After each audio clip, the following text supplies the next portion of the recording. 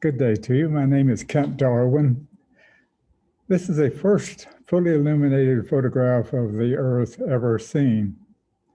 The photograph was taken on the last Apollo mission 17 to the moon. It was taken on December 7th, 1972.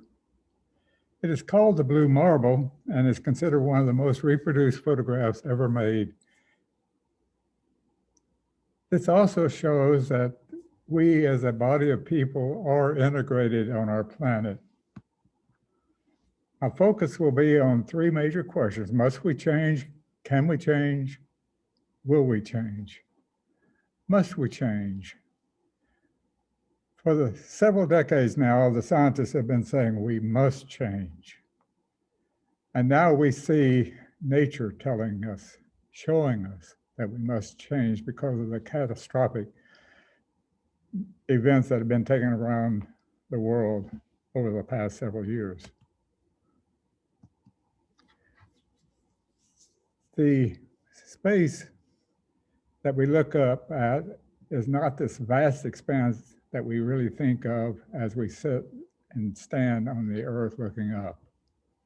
What we're looking at is just the thin atmosphere that surrounds our planet. We're looking at the lower two layers of our atmosphere, the troposphere and stratosphere at daylight.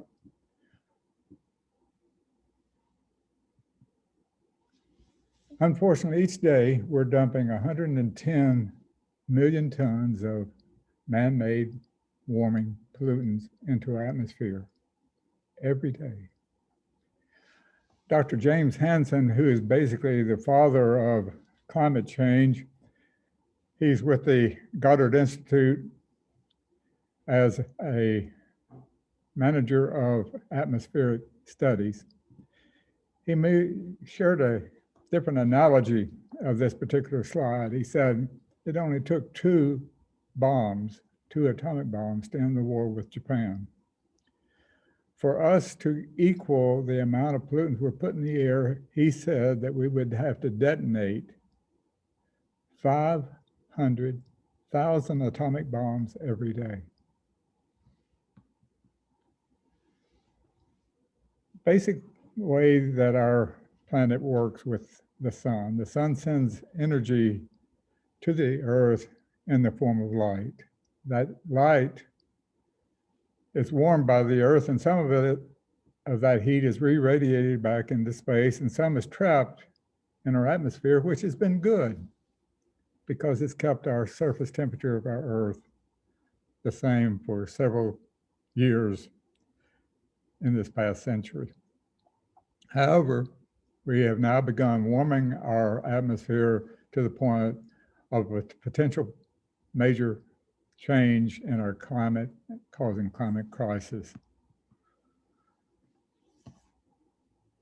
These are the major sources of greenhouse gases that you can see here.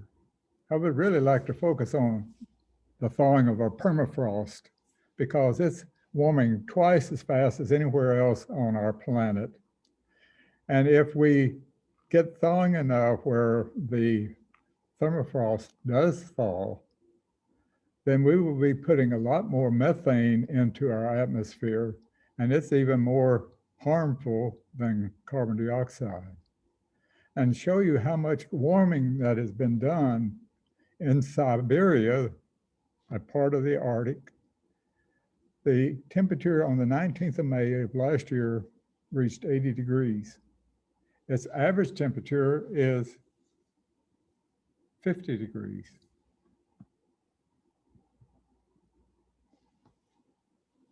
Since the 1880s, and especially since 1950, we've had a large increase in our global warming due to the utilization of fossil fuels. 80% of all of our energy around the world is primarily with fossil fuels.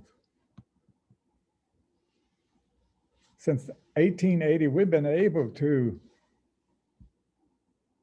measure the Earth's surface, and the blue area shows that we actually had cooling between 1880 and 1940.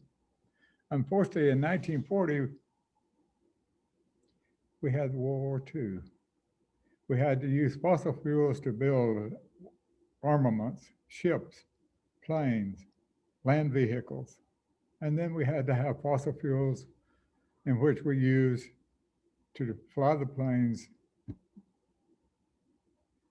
provide fuel for ships, and our land vehicles. After World War II, we had a cooling again. In the 1950s, we had the Korean War, followed in the 60s and early 70s, the Vietnamese War. And then since 1980, we've had a steady increase of temperature warming of our planet. And this has been caused by the industrialized nation as well as fossil fuels used by those nations that are developing. Since 2001, 17 of the hottest years ever recorded has been since 2001. These 4 years have been the hottest ever recorded on our Earth's surface. We need to also add 2018 and 2019 to these numbers as well. Since 2017 is the 41st consecutive year that our global warming has been above the 20th century average. 2018, 2019 has made it the 42nd and 43rd consecutive year. 93% of all our heat that we have trapped in man-made global pollutants goes back into our ocean. For the first time ever recorded, we have 3 Category 4 hurricanes in the Eastern Pacific Basin. This year, we had 5 hurricanes at the same time in the Atlantic and in the Gulf of Mexico. This is an image of what happened with Harvey. Harvey started out as a tropical storm in the Gulf of Mexico above the Yucatan Peninsula. And by the time it hit the Texas coast, it became a Category 5 hurricane. And the reason it was so devastatingly strong and large was because it came over an area where the Gulf waters were 7 degrees Fahrenheit hotter than normal in that area, up to a depth of 600 plus feet. It got to the Gulf Coast and slowed down to the point of stopping and feeding on itself and causing devastation of wind damage and massive flooding, because there was rain up to over 50 inches in parts of that area where the storm was. Then it backed up into the Gulf, going slowly, picking up more moisture and speed as it goes into the southwest part of Louisiana and then on up to the East Coast. What you're looking at is a supercell storm, a beautiful photograph, but a torrential downpour that caused flooding in that particular part of the area outside of Glasgow, Montana.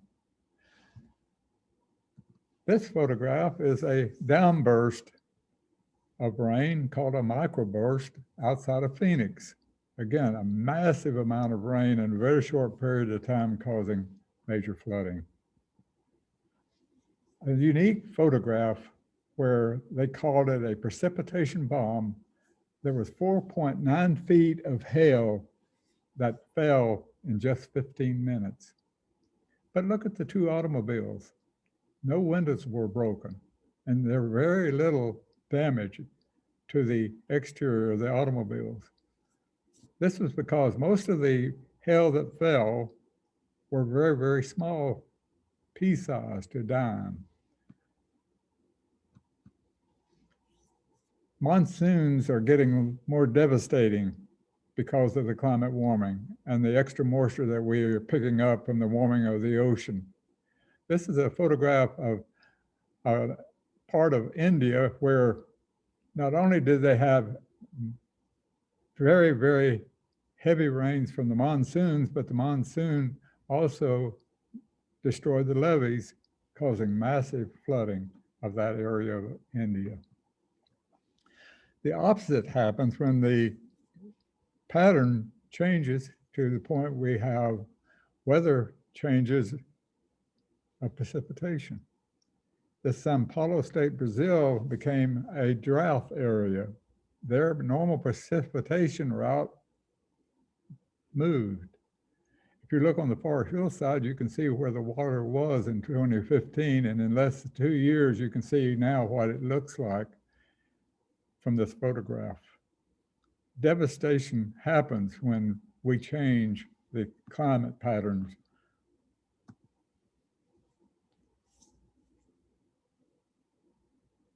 Temperature also impacts the number of fires that we have in the western part of the United States. In 1970 to 2015, the average fire season has increased 100 days, and in California, it's up to almost 365 days a year. They've already had over 8,000 fires in California this year alone. They also had, for the first time, the largest fire ever recorded in California. This next photograph is of a fire outside of Los Angeles, California, the largest fire that they've had on record. It's the La Tuna Canyon fire of 2017. Caused major damage to facilities, homes, as well as the forest. This slide that you're looking at is a slide that was made for the insurance company. And you see on the left side, the number of catastrophic weather events was around 200 in 1980. By 2016, the worldwide extreme weather events were up to 700 major events for 2016. It cost the insurance companies $179 billion.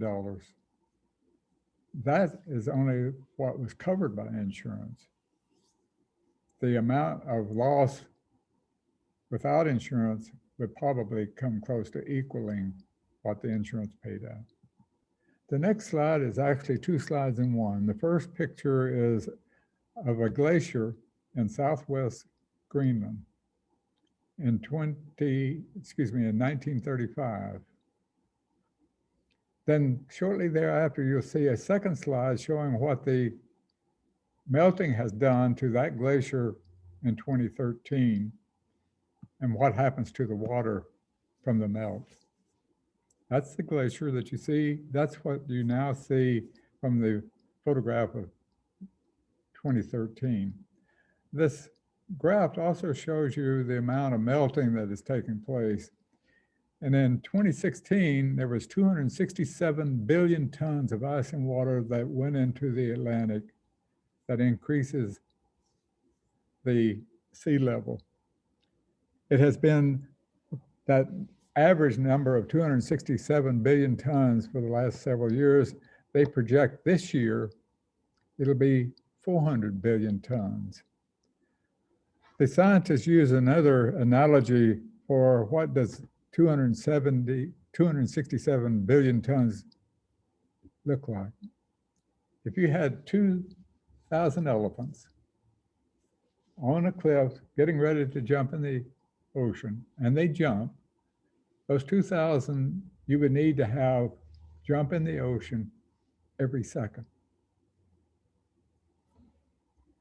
As a result of the rise in the sea level, as the melting continues in the ice area of Greenland and the Arctic, this is what happens.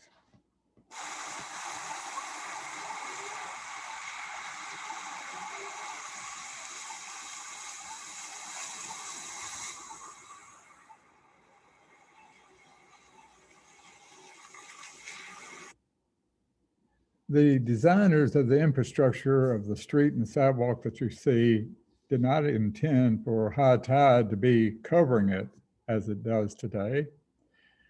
Walgreens, who built their building there, did not intend or expect high tide to be splashing against their walls. They thought it would stay out along the beach and have a normal day. But unfortunately, this kind of flooding is a normal occurrence in Miami Beach. The next two slides wants to focus on the rise of sea level as it pertains to the infrastructure and the cost that would be lost. And the second slide is on the people effect of the rise of sea level.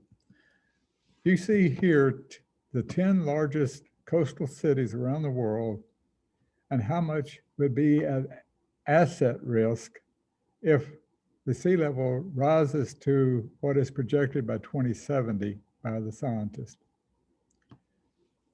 Miami is the #1 city around the world that has almost $3.5 trillion worth of infrastructure that would be unusable by 2070 if the sea level rises to the height that they think it will. New York and Newark, New Jersey would lose $2.2 trillion worth of infrastructure with the rise of sea level to 2070. Some scientists are now projecting, because of the continued increase in heat of our surface temperature, that we're looking at maybe 2050 for this to occur, much sooner than had been anticipated with the 270 in 2070. When it comes to population, this is even a greater concern because, as #1, Calcutta has 14+ million people that will become refugees in their own country, having to relocate, find a new work, new home, and new way of life.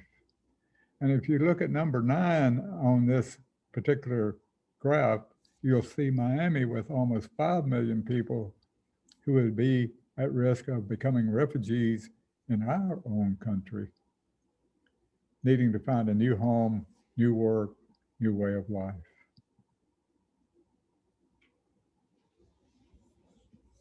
Our U.S. Department of Defense, we're making projections of what's going to occur in the future. What they were projecting were food shortages, water shortages, pandemic diseases, and refugees. All of these have become a reality since 2014 when it was projected. It was not a matter of if it was going to happen, but when. We have seen around the world food shortages, water shortages. We've seen refugees coming out of Africa, getting in boats where they lost their lives or made it to the coastline of Europe. And we're living the pandemic that they were projecting in 2014 as a reality today.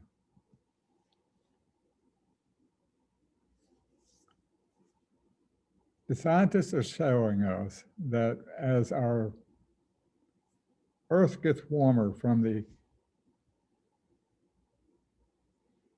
tropical areas of the world, moving toward the Arctic and the Antarctic, they're moving at 15 feet a day, both animal and plant species. Unfortunately, we're also seeing yields of our major grains as a result of warming of our Earth's surface. And unfortunately, these 4 grains, corn, wheat, rice, and soy, make up 2/3 of the human caloric intake.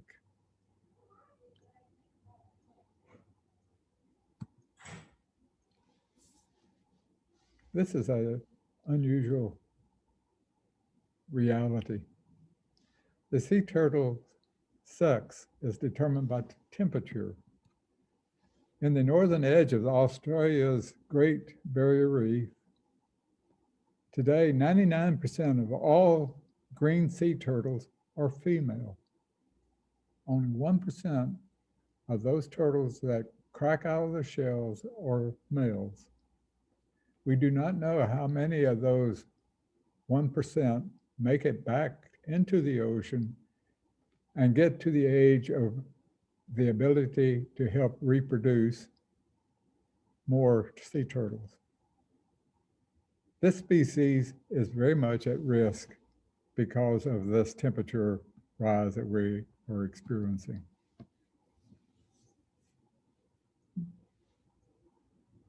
Most people don't realize that we're losing our marine vertebrates at a very alarming rate. Between 1970 and 2012, we've lost 49% of all of our marine vertebrates.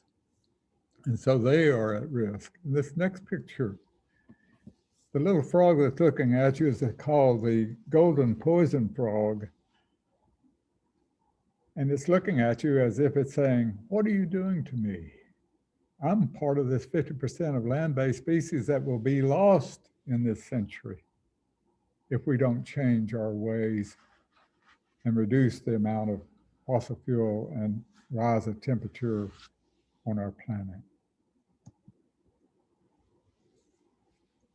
Though not often spoken about, climate change is a medical emergency. Here in the United States, mosquito-borne infections increased nearly 10 times between 2004 and 2016. Tick-driven diseases have more than doubled in that same period of time. The key creature is the mosquito. They have a larger area in this wet, warmer climate to incubate their viruses faster, reproduce more, have a larger area of coverage, and infecting many more people. This chart shows you the various diseases that are carried by the mosquito. And the very first one that was listed on this was the West Nile virus. We see it in Capel and other parts of North Texas, and we think of West Nile virus as being a tropical disease, but now it's in northern Canada, Alaska, Russia, as well as Australia. And the Zika virus, with the aids of air transportation and other ways of transportation, has become a world disease that is being combated by our medical staff. This one is a silent killer. We don't see it in the newspapers, on the radio, on television, but worldwide air pollution kills 7 million people every year.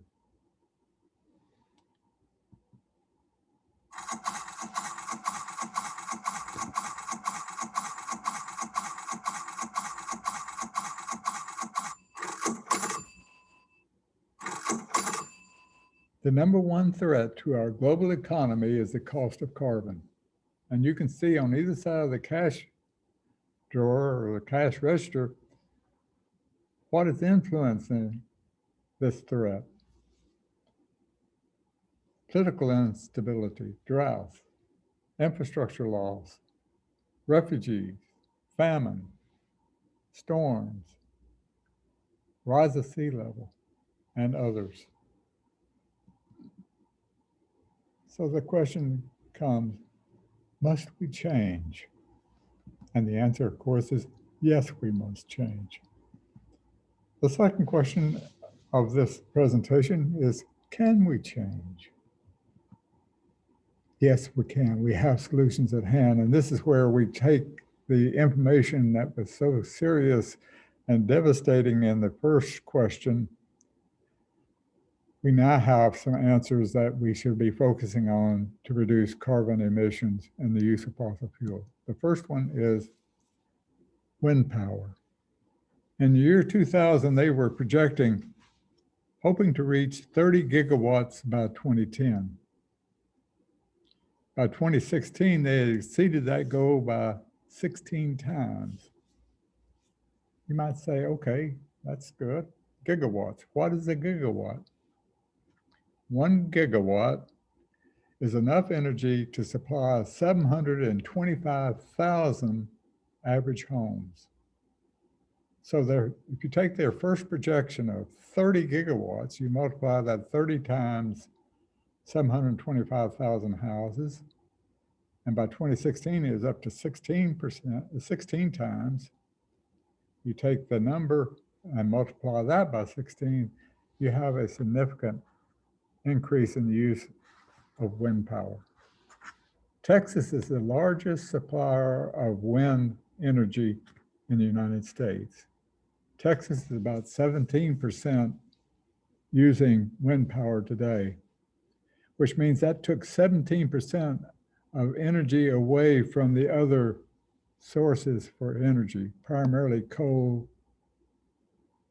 and gas.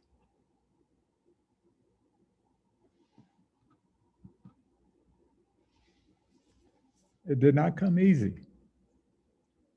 There were 3 things that needed to be done for wind power to be efficient around the world. First, they had to get the cost of the watt down to be competitive in the marketplace.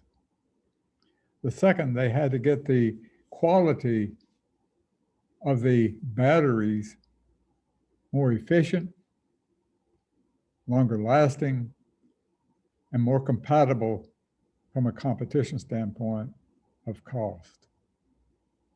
The third thing is that wind power had to get on the Texas grid. And where there are other wind stations around the world, they had to get on the electrical grid.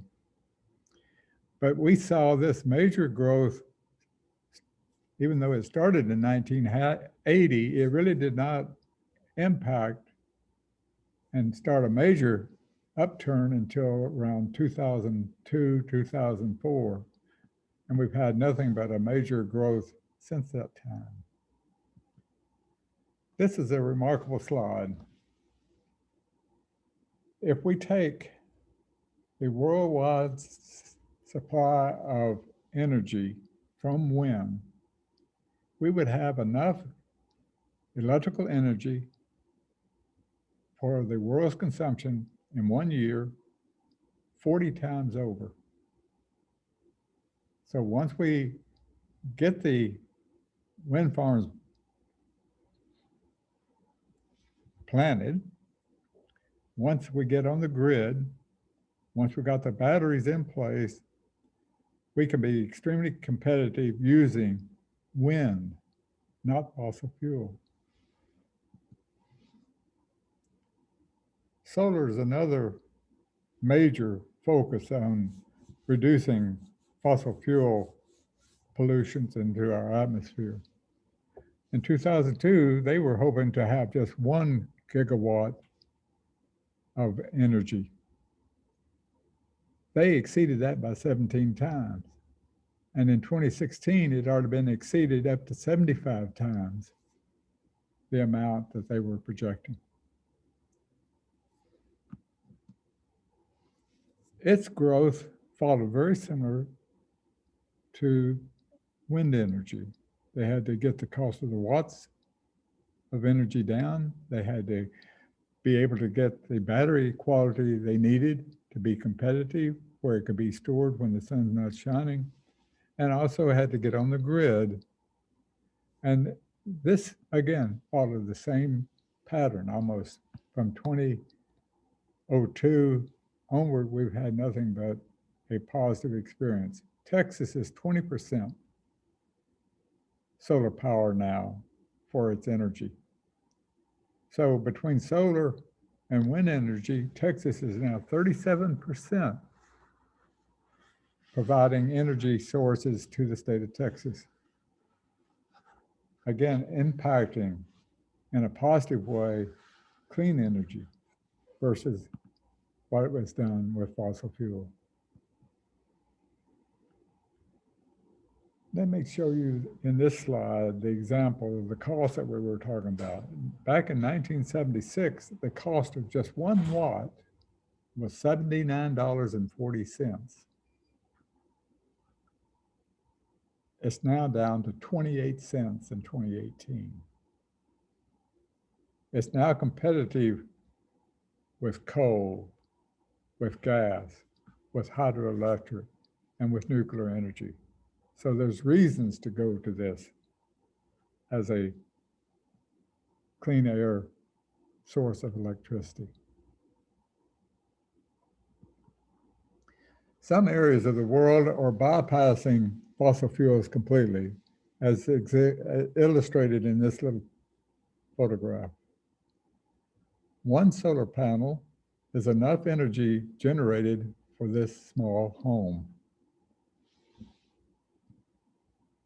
Chile is a beautiful example of a nation deciding to make use of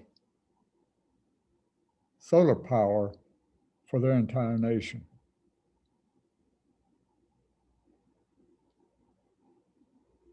In 2015, they had very little, but in 2016 and on, they've now got 13.3 gigawatts of power in use, under construction, or being considered as a project.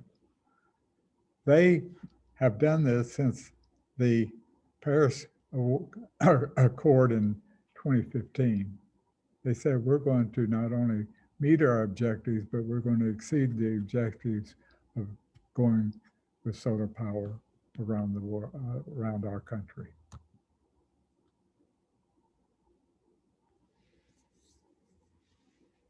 In this particular slide, you can read that there's enough solar energy that reaches the Earth in 1 hour.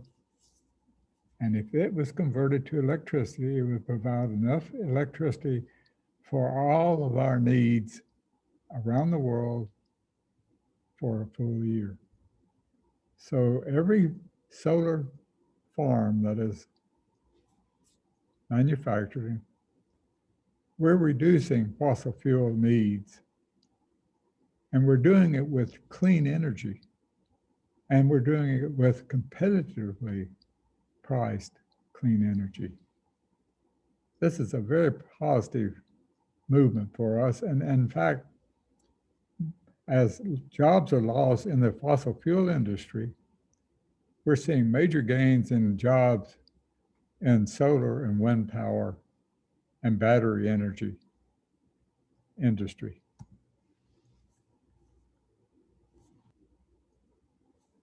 U.S. energy storage market are looking at what we currently have and what we project by 2021. The amount of battery storage for utilities companies, for non-residential and residential. And it's significant, and it's going to only increase substantially in the times ahead in the United States. LED lights is replacing old light technology. In 2010, we had only 1%. They were projected by 2025 that we will have 95% usage of LED lights. They take less energy, they shine just as bright, they reduce the amount of heat that they generate, they last longer, they burn cleaner, and they're more cost effective. That's the reason to replace old technology.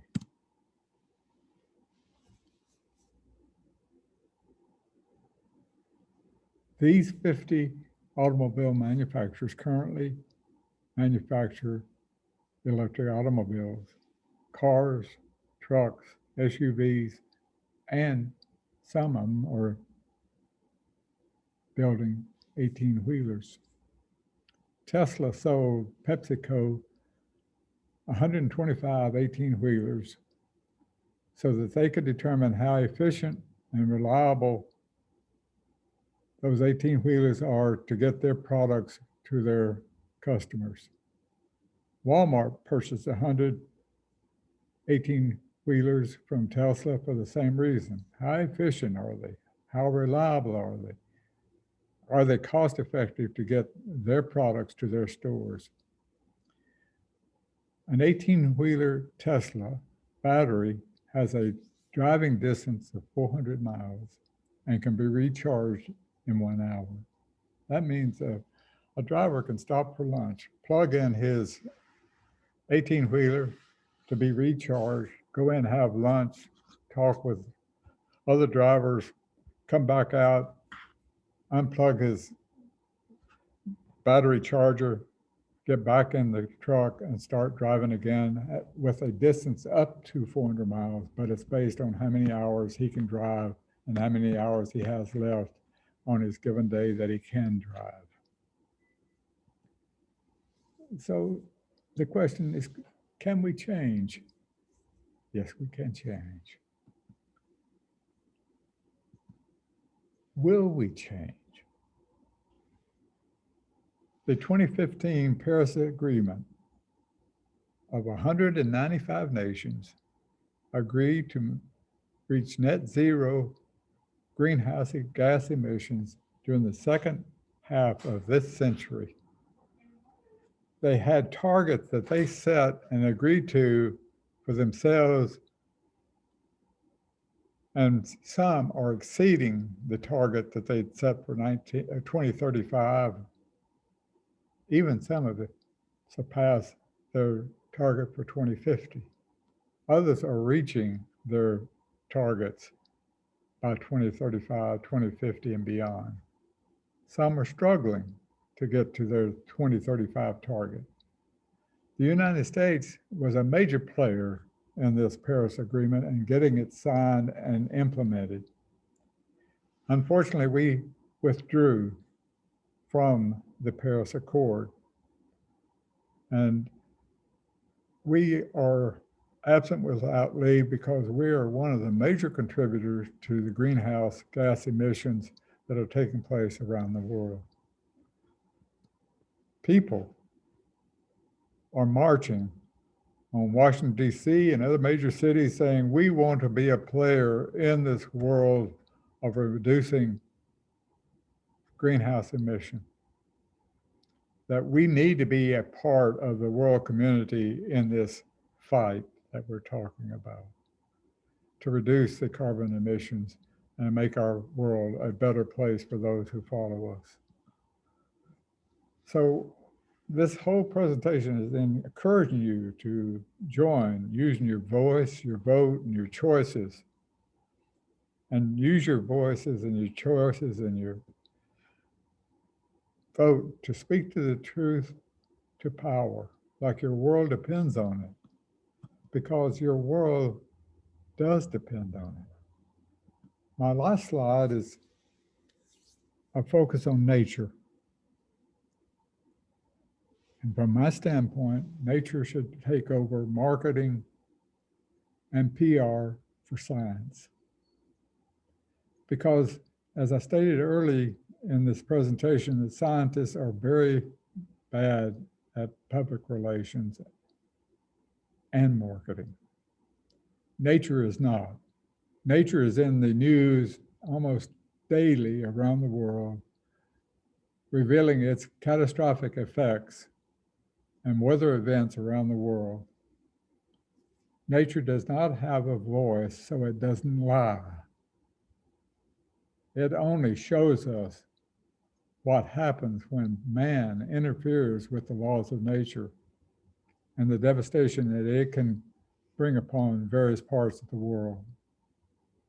The second point I want to make about nature is that it's not political, period. But using the United States as an example, every level of government,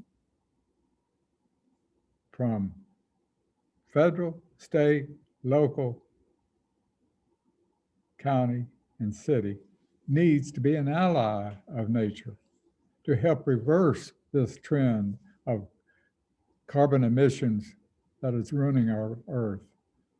We need to reverse what we're doing that impacts the world for the future.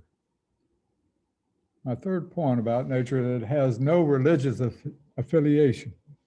None at all. Yet every religion around the world should be an ally of nature to help us save our planet for those who follow. And the fourth point is nature has its own laws. And when man interferes with laws, we've been seeing the consequences.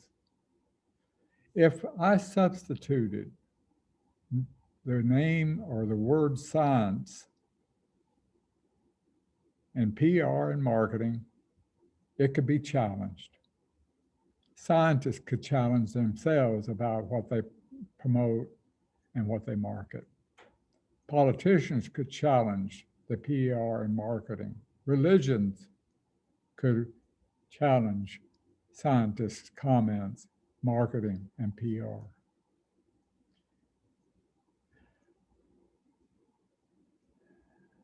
Nature has its own laws, as I mentioned.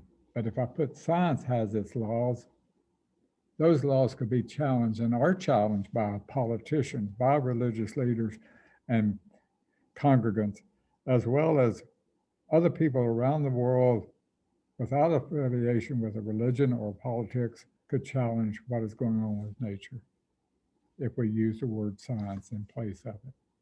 This is why it's, in my belief, nature is a key for us to be focusing on because it serves as the umbrella to everything that happens on our earth when it comes to catastrophic events, man-made responses, and what we can do to make this world a better place for those who follow, like you people that I am speaking with this afternoon.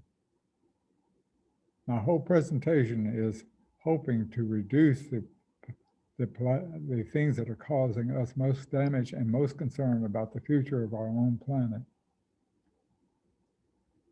And those of you who are seeing this are the ones who will be impacted because you will be living in 2035 to 2050, 2070.